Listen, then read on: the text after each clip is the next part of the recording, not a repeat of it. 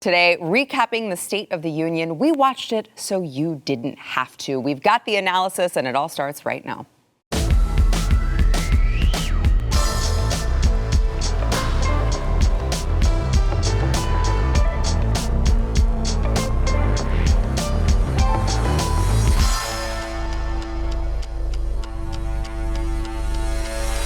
Welcome to the news and why it matters. I am Sarah Gonzalez, joined today by Jason Buttrell, chief researcher of the Glenn Beck program, and a guy who we make read all of the things we don't want to read, like the Farm Bill, but he actually enjoys it because he's a big weirdo. Also joined... All of that is on my business card, by the way. Isn't it great? Also joined by John Doyle, BlazeTV contributor and host of Heck Off Commie, who is looking very sharp today. Thank you. For Ash Wednesday, I guess. It is for Ash Wednesday. Yes. I actually didn't know that, and I was like, John, you look so nice. He's like, it's Ash Wednesday, idiot. Yeah, you also said that Valentine's Day was a Hallmark holiday, so that's strike two. It is a Hallmark holiday. Nobody celebrates St. Valentine. Don't get me started, John. Okay. Neither do you. I never saw proof of that, by the way. I said I need to see proof that you have like St. Valentine relics all over your house. I never saw them, so I'm still waiting on those. All right, so the State of the Union, it was interesting. I can't wait to get your thoughts on this, gentlemen. So we've got a ton of different clips that we can play. People call them the highlights. I like to personally call them the lowlights. But regardless, just to hear some of the main points that Joe Biden made, I think that it's interesting because I saw a mixture of Joe Biden just completely making things up, or taking things out of context, like, for instance, this first one that we're going to play about creating more jobs, a record amount of new jobs, which tends to happen when you force people to not work and force businesses to shut down and then reopen things. It turns out that does create a lot of jobs that weren't counted before. So a lot of manipulating the data, a lot of just blatant lies, but then we'll get to this later, but then a lot of taking rhetoric from Republicans, really, from Trump, Made in America and securing the border and funding the police. I mean, all of this is obviously conservative rhetoric. Now, the Democrats don't have the actions to back up what they're saying, but it is interesting hearing him all of a sudden pivot to all of these very conservative talking points that we've been saying that President Trump even campaigned on before Joe Biden took office. So let me play first Joe Biden talking about how his administration created a record amount of jobs. Watch. We created jobs, lots of jobs. In fact, our economy created over 6.5 million new jobs just last year. More jobs in 1 year than ever before in the history of the United States of America. The economy grew at a rate of 5.7 last year, the strongest growth rate in 40 years. And the first step in bringing fundamental change to our economy that hasn't worked for working people in this nation for too long. For the past 40 years, we were told the tax break for those at the top and benefits would trickle down and everyone would benefit. But that trickle-down theory led to a weaker economic growth, lower wages, bigger deficits, and a widening gap between the top and everyone else in nearly a century. Look, Vice President Harris and I ran for office, and I realize we have fundamental disagreements on this, but ran for office with a new economic vision for America. Invest in America. Educate Americans. Grow the workforce. Build the economy from the bottom up and the middle out, not from the top down.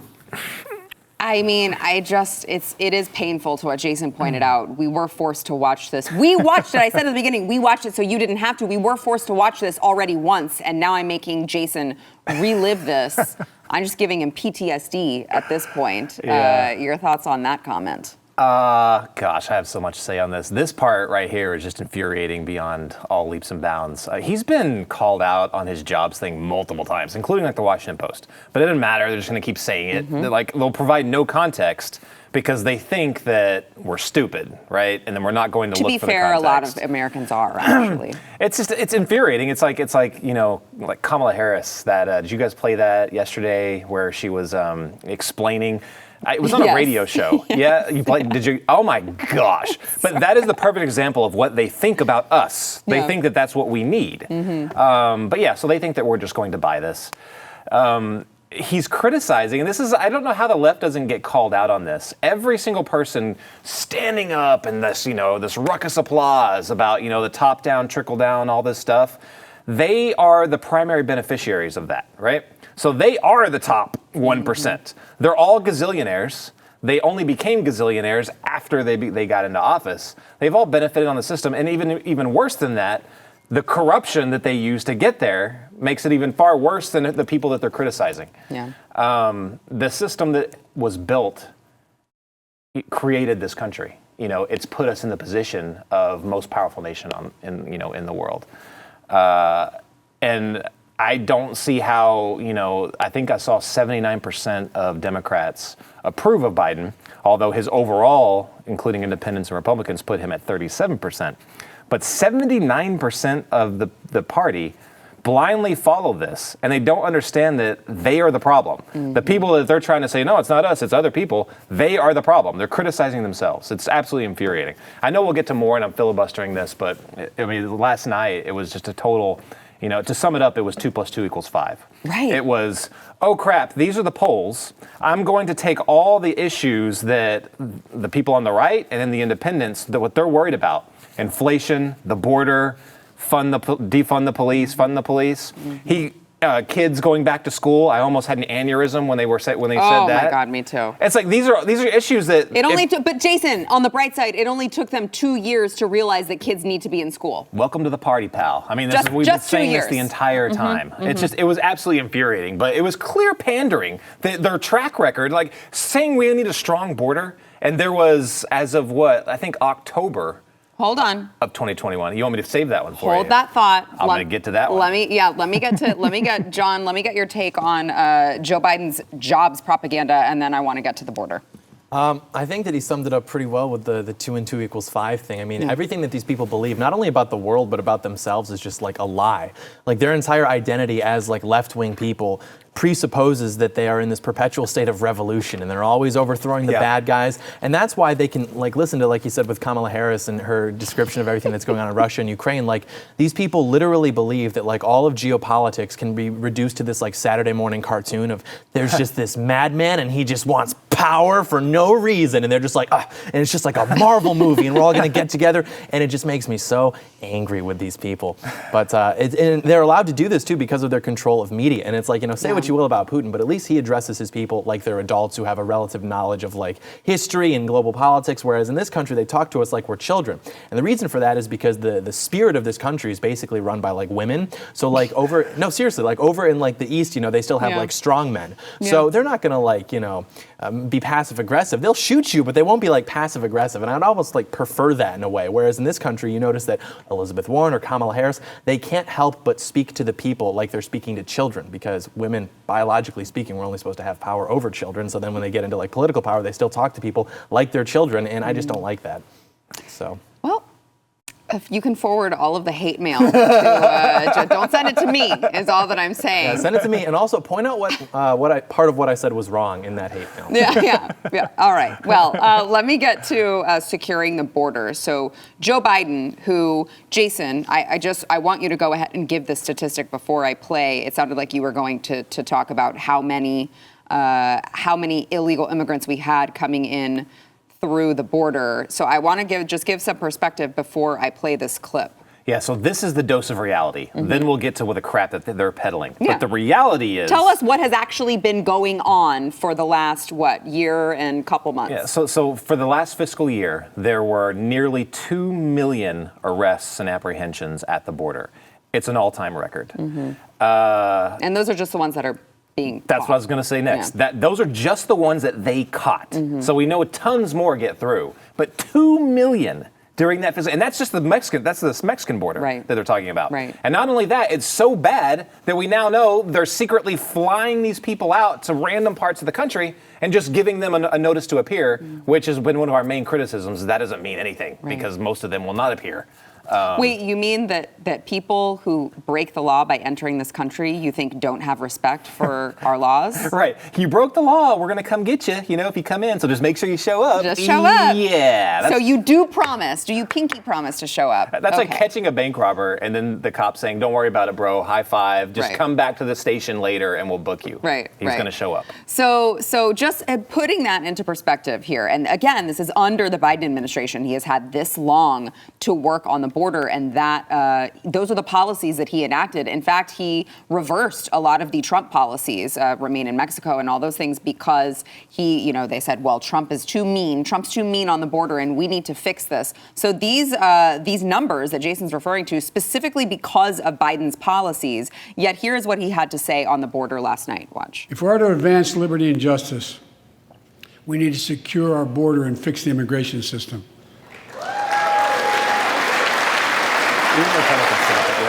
Which actually, I'm glad that you said that, Jason.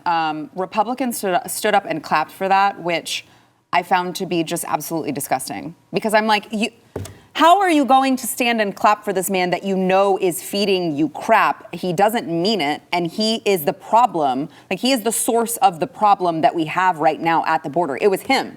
So how are you going to just sit there and mindlessly clap? Yeah, when they say fix our immigration system, they just mean like make it clear that we can amnesty 30 million people. Right, that's what that means. Yep. And Republicans are like, well, that's like what Trump said. I'm going to stand up and clap for this guy like a seal.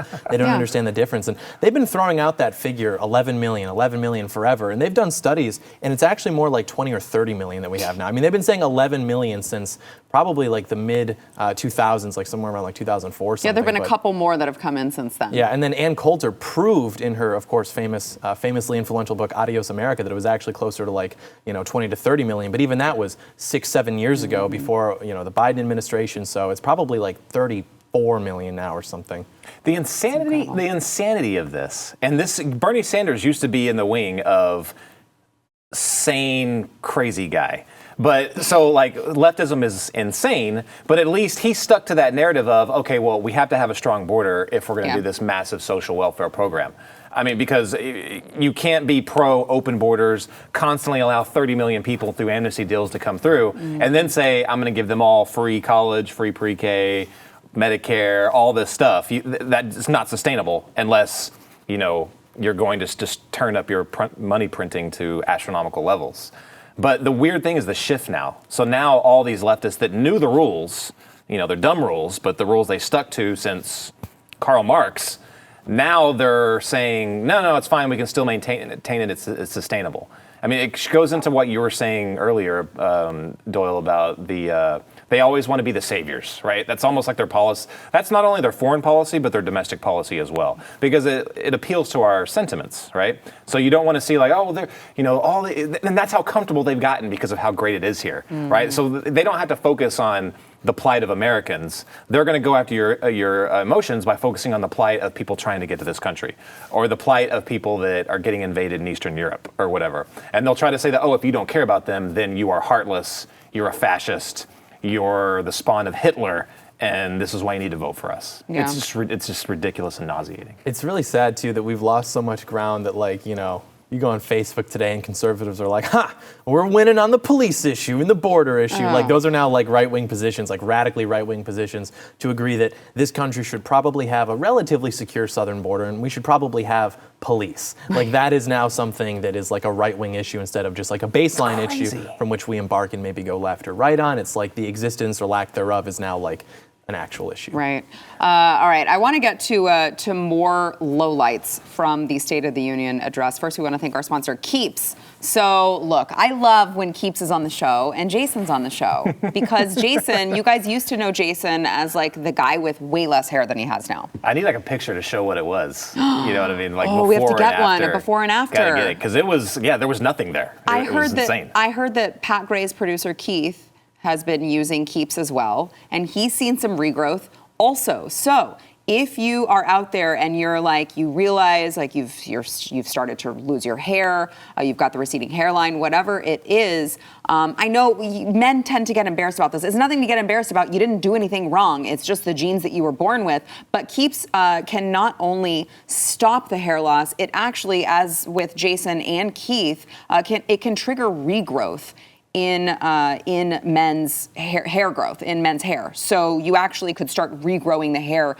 that you have already lost. You can do it all online. Jason was telling me about how easy it was. I had nothing right here. Yeah, no, you really didn't. This should be the end of the commercial right here. Look at that. It's insane. Yeah, it really is. So everything's done online. The doctor reviews all of your information, ships everything directly to you. It is very, very easy. And look, don't let yourself lose more hair than you need to. Just get started with Keeps. You can go over there to their website, get 50% off your first order over at keeps.com/Y. That is KEEPS.com/Y. So getting back to the State of the Union, it wasn't just the talk of securing the border. It was also, as I mentioned earlier, not defunding the police, but rather funding them, which, by the way, this is what happens when you create a bunch of radicals within your own party. Cori Bush yelled out whenever Joe Biden was talking about funding the police, not defunding them. Black Lives Matter is now very, very upset because Joe Biden actually dared to say that we should be funding the police. So he's taking some heat within his own party for this remark. But here is what he had to say last night. We should all agree the answer is not to defund the police. It's to fund the police. Fund them. Fund them.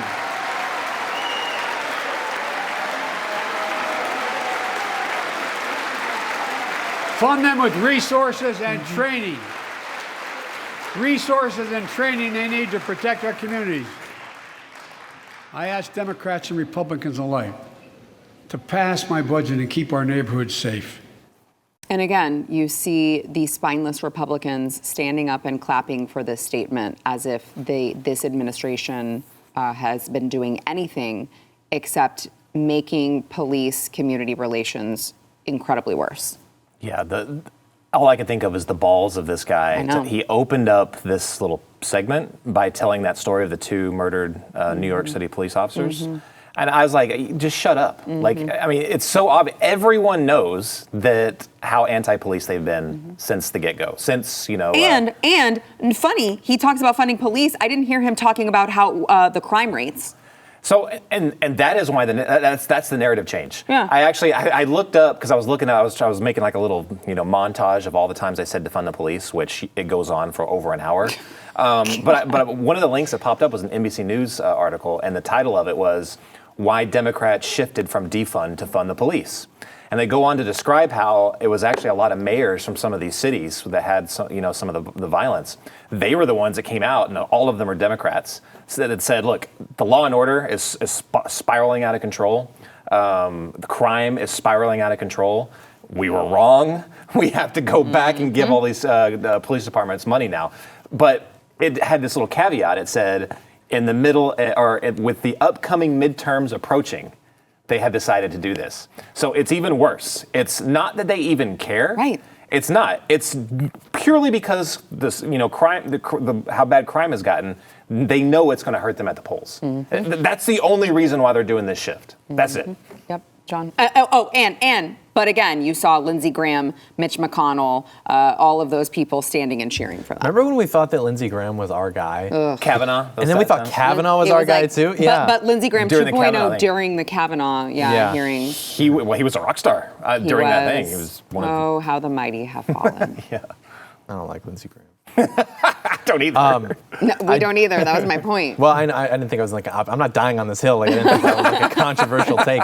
It's funny too when they talk about resources. Like, you think that might mean like updated equipment, maybe like more dogs or something. It's like like social workers Yeah. and then like more training to like not be racist. And even if you look at the studies of like police reaction time and shooting, white police officers take longer on average to like pull the trigger. Yeah, because they're scared that they're going to go to jail for life for a clean shoot. Yeah, and then actually like minority police officers are more likely to more quickly do that, which I guess is kind of like like if you go to school and someone picks on your sister, you're like, hey, stop, that's my sister, but like you can do it. Maybe it's like something like that kind of going on. I don't know. All right, let me get to another. Oh, can I put? Yes. During that point, I remember the camera panned around and it showed AOC and the rest of the squad.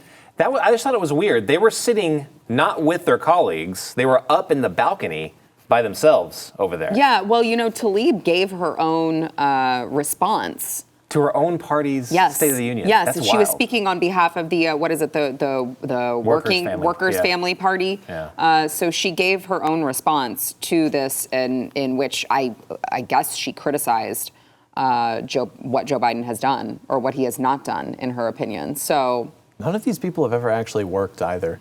Like if you hang out in their Twitter circles, they all talk about like the workers because they think after the revolution happens, like they're just going to be making feminist pottery all day. Like they don't want to like be like mining cobalt. They're like, oh, my job in the compound would be to teach people about communism and things like that. It's like you can't all be teachers. Like someone's actually going to have to do something. Well, but I love that you mentioned that because these are the people they keep talking about how much they hold workers in such high regard and we don't. Yet they're the ones who wanted to fire everyone for not injecting themselves with something. Because they define the workers as how brown and how gay you are. Like there's literally and as you get gayer and browner, you become more of a worker. And as you get less gay and less brown, you become less of a worker. This is why the majority white Canadian truckers were, fascists and they were taking down, but these people who are like door dashing, those are like the real workers. Yeah, well, so you mentioned LGBT people. So Joe Biden, of course he couldn't, as John points out, this is their social justice currency. They have to bring up all of these people, all of these minorities, all of these special interest groups. And of course, Joe Biden gave a special shout out to the LGBTQ community and specifically trans people and trans kids. It was a very weird moment. I think there was a little bit of irony in what he said. I'll let you guys decide. Watch. For our LGBTQ plus Americans, let's finally get the Bipartisan Equality Act to my desk. The onslaught of state laws targeting transgender Americans and their families. It's simply wrong. And I've said last year, especially to our younger transgender Americans, I'll always have your back as your president so you can be yourself and reach your God-given potential. I feel like God-given. Are we sure? Are we sure it's God-given? I think God gave them like a gender. And they chose not to use it. Yeah, and what does that mean, too, when the head of state is saying, I will have your back with your subjective self-identity, like over the authority of your parents? I mean, this is something that's approximating a level of like brutality that we haven't seen throughout world history in terms of tyranny, where the state is now coming in and saying that they will have authority over the parents in something like this. It's one thing if like we're going to take you and you're going to rat out your parents to the Gestapo or whatever, but it's like this is talking about like we're going to have you mutilate yourself and irreparably damage yourself and your psyche.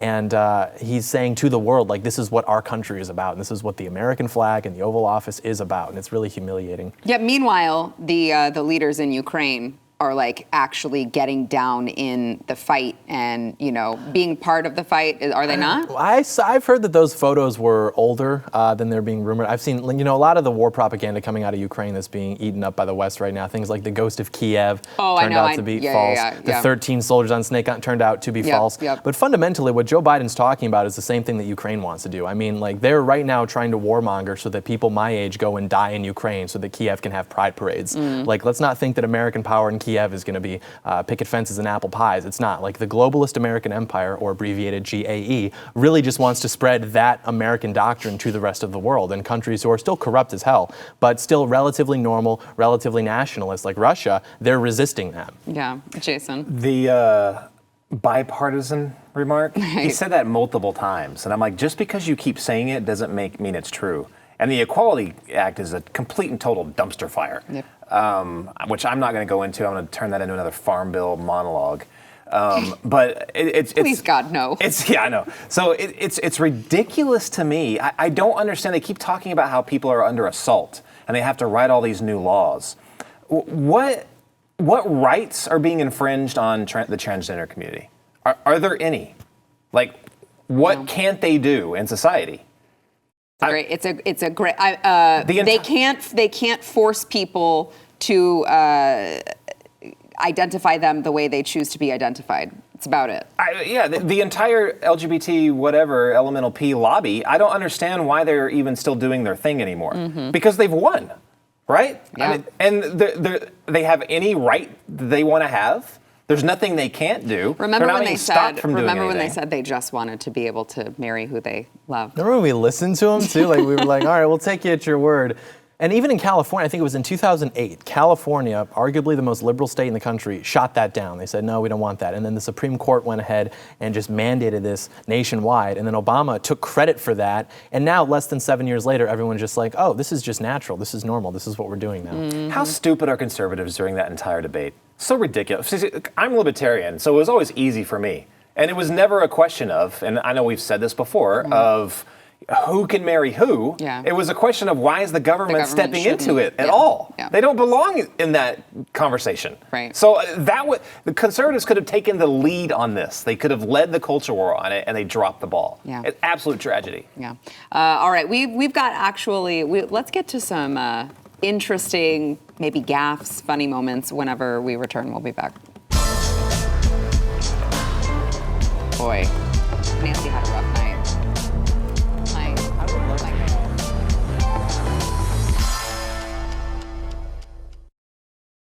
So wrapping up Joe Biden's performance, and then we can get to a few others, namely Nancy Pelosi. But Joe Biden ended his statement, gave his final remarks, talking about, America is strong because its people are strong. And he seemed to be on this roll of like, I'm going to finish with a bang. And then it was really, really weird and awkward at the very end. Watch.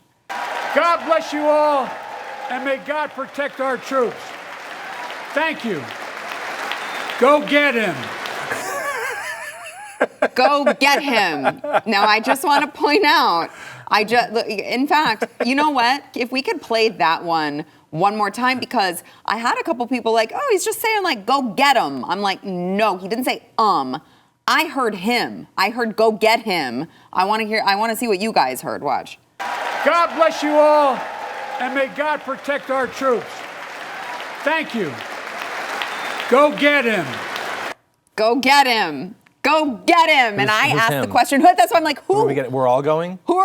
Who's going? Who is him? I don't know, but I have questions. And there were a bunch of liberals on Twitter yesterday who said, duh, he clearly meant Putin. I'm like, oh, really? He just said on live national television that we need to go get Putin? No, I totally agree with you. That's not what he meant. I'm not even in principle opposed to going to get him. I just want the logistics to be cleared up. Well, I'm like, that's clearly not what he meant, because that's not how the United States has been involved in any of this so far. So no, that can't be what he meant. It's like, why did he say that? Was it on the prompter? Did someone say it in his ear? Because they were actually speaking to themselves, like his handlers were like, go get him, go get him. And he's like, go get him.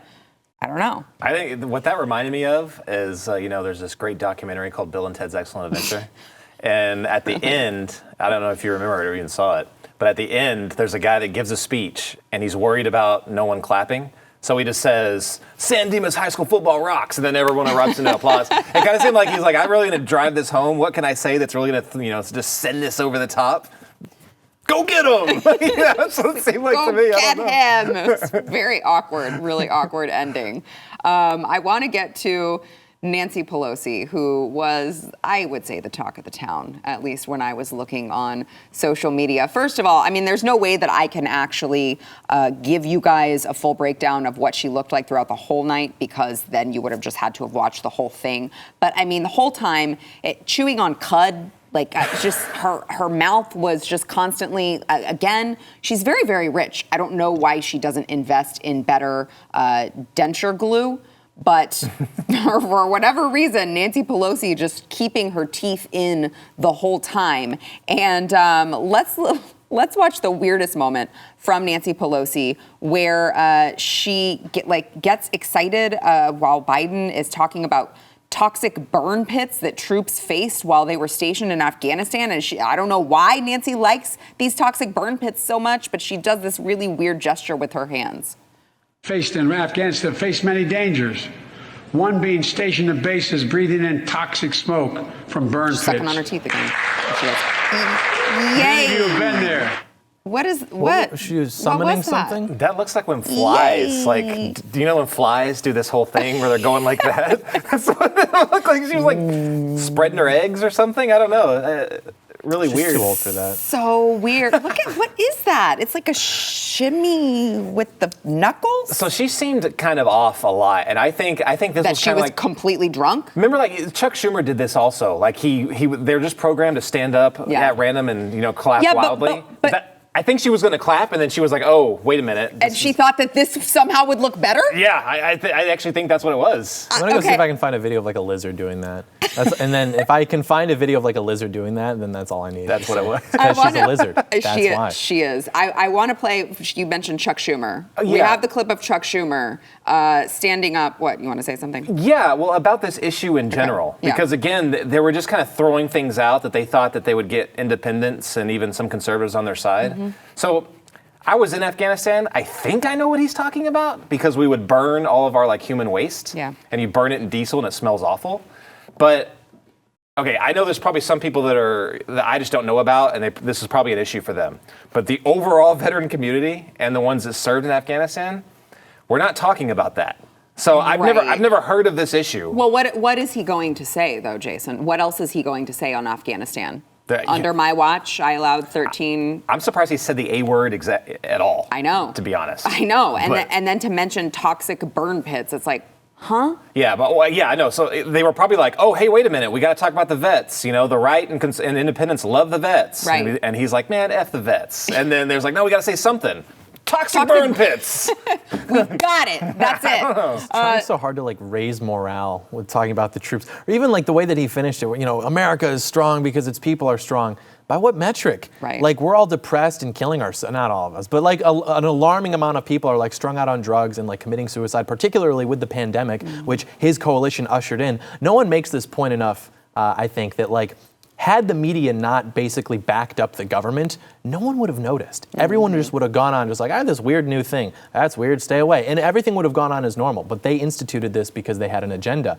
And, the whole people are strong thing, it's like, you can go and watch the videos that are being released from, Russian kids who are in the military and they've got Snapchats and these videos are getting circulated. They're singing, they're dancing, they're having a great time. And you look at the videos that like American soldiers are taking of themselves, they're funny, but they're saying stuff like, why'd you join the military? I hate myself. Why'd you join the military? I'm retarded. And it's like, they're joking, sure, but no one really jokes about things that they don't kind of believe. There's always like a little kernel of truth there.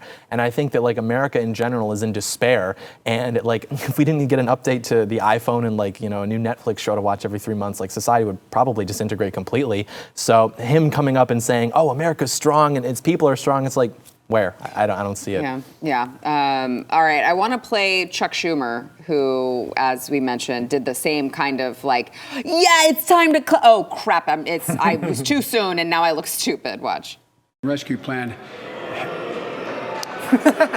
The American Rescue Plan helped working people That was dedication. and left no one behind. Oh no! He heard the booing, and he's like, Here booing. Nope, I'm still following through with it. I'm halfway there. I'm going through with it. You can't stop me. Okay, I want to get to another Nancy Pelosi clip where she, again, chewing on her teeth, seemingly like her jaw was out of alignment. I don't really know what was going on there. She did not look well. She did not look sober. Specifically when she was standing and like almost fell over as she was standing up to clap. Watch. Support our veterans. Whoa. Backbone. Whoa. Spine of this country. That's not what you want. So those three, Tweedledee, Tweedledum, and Tweedledummer, right there. That's when this is the best case for term limits. You got the president who could barely talk the entire time. There were so many times when he was like, bad. Yeah. So he was going. I was like, oh, please don't die on national TV. Don't do it. Don't do it. That's actually. When he was trying to say Ukrainians and he said like Iranians. Iranians. Yeah, Iranians. Yeah. Iranians are like, huh? Yeah. Even Kamala was behind him like, Ukrainians. I remember George W. Bush would always say stupid things when the cameras came on, and George W. Bush was like a really smart guy. Yeah, but not a great public speaker. Yeah, when the cameras came on, he would say something stupid. So every time he would talk, I was like, oh no, please, I was like, don't screw up. For Biden, I'm like, just don't die on camera, don't do it. But it seems like it every single time. But Nancy Pelosi, what is she like? She's almost 80 herself, isn't she? She's in her 80s. Yeah. She's like 84, right? Something like that. Yeah, she's unbelievable. Well, you wouldn't know because of all the plastic surgery. Why do they stay in power? It's More money. How much is she's worth? Like what? $200 million? Oh yeah, a ton. Yeah, How? a lot of money. Like, how does that happen? How do you make $200 million in politics? Well, it's just her husband is just really great at investments. Yeah, I think. she's just the best hedge fund manager in the world. Right. Yeah. That's just what she is. Exactly. You know what? I'm thinking there's something fishy there. Are you? I'm thinking there's something fishy. I know that we have to believe all women, but I'm thinking there's something fishy. Okay, she's 81. Good gosh, man. 81. Yeah, and I mean, somehow has been in public office for 300 years, even though she's only 81. So I'll let you do the math on that. She predates the country. She's been about. So if I was that old, I would have a lot of plastic surgery too, probably. All right, we got to take a break. We'll be back with more.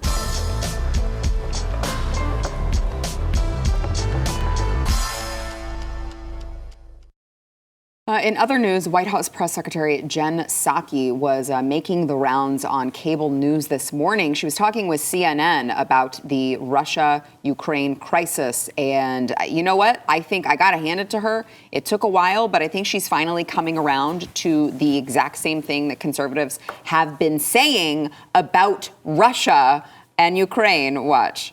I was at the State Department. The president was the vice president the last time Russia invaded Ukraine. This is a pattern of horror from President Putin and from the cronies around him. Oh, wait. So now you're admitting that this is a pattern with the Democrats, specifically, as she mentioned, then vice president under Barack Obama when Russia made moves, and then under President Trump, crickets, I guess. And now all of a sudden Russia's making moves again, and it is a pattern of horror.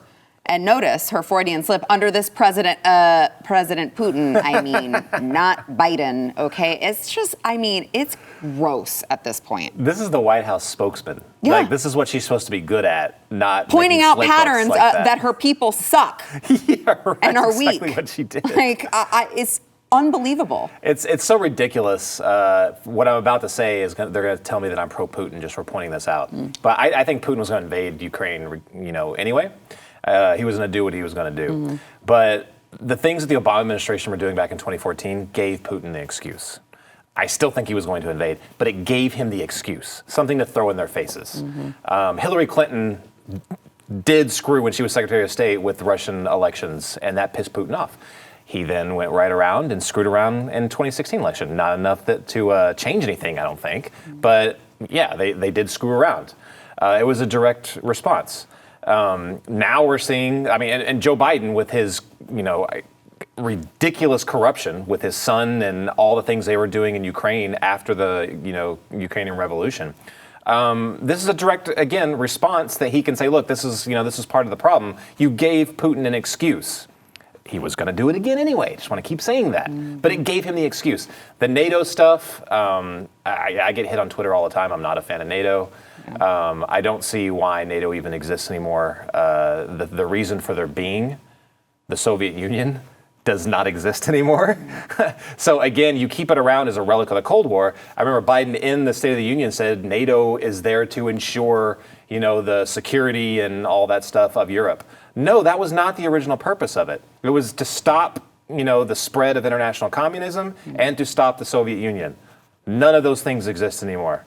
So I don't understand why NATO couldn't say, sure, Putin, we're not going to admit Ukraine into NATO. They weren't going to anyway. Yeah. Why not say that? Yeah. Putin was going to invade, but you gave him another excuse. It's baffling to me.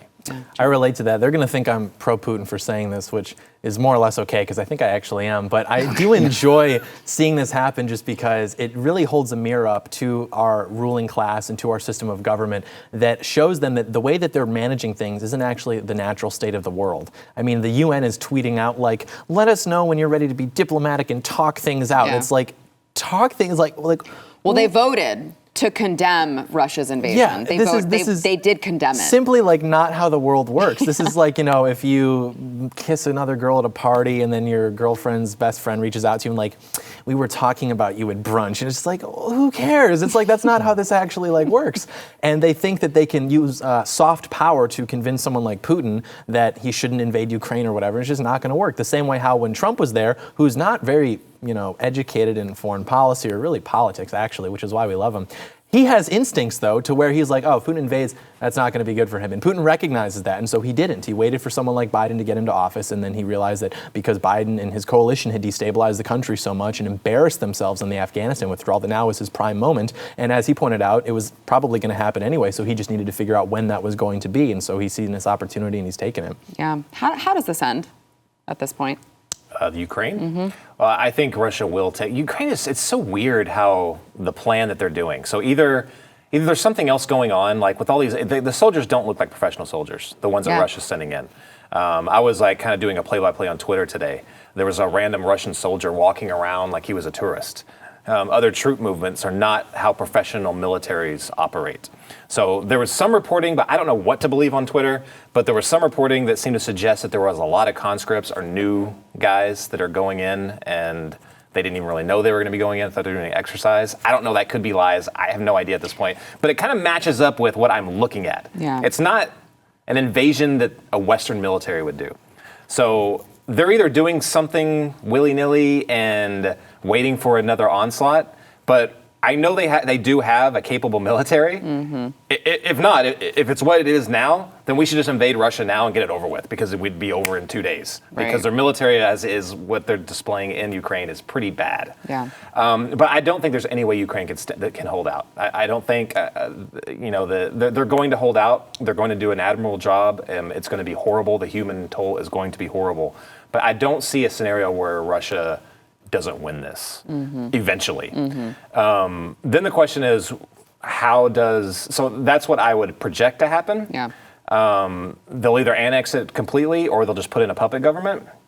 Then the question is, how long will the international community be united in keeping the isolation on them, making them a pariah, and hurting them economically? In the long run, they cannot win. Russia will lose this in the long run because there is so much global support and unification to punish them for this. So in the short run, they'll win this. Yeah. They'll get what they want. Long run, Long-term. Devastating. Yeah. John, final thoughts? I think that's probably true. I would hope that it goes that way and it's not escalated to the point of conflict. I have some friends in the military who've been texting me that they're receiving these very vague orders about we're going tomorrow, we're going like next week or something, and it's very unclear, but some of the Ukrainian forces I've seen have been intentionally positioning themselves in areas with lots of civilians because they're trying to maximize civilian casualties to compel the rest of the world to want to escalate their involvements. And I really don't want to get involved in a war like that. I'm not principally anti-war, but I just don't see the American interest in Ukraine. And so I would like for this to end as smoothly as possible. Yeah. All right, we got to take a break. We'll be back. Just gotta...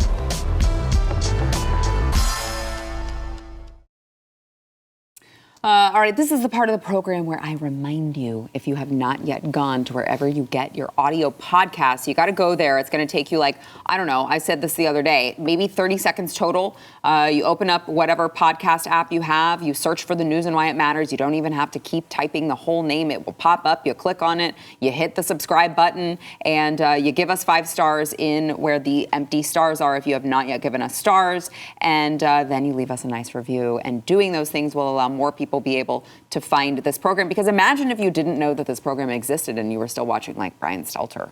I don't know. I feel really bad for those people. John was talking about people being like weak and suicidal and stuff.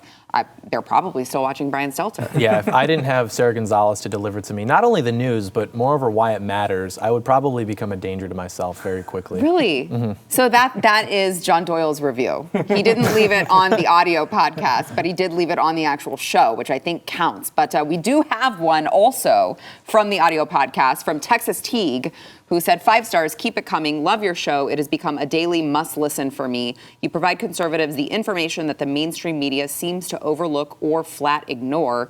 Your guests are always very insightful and right on point.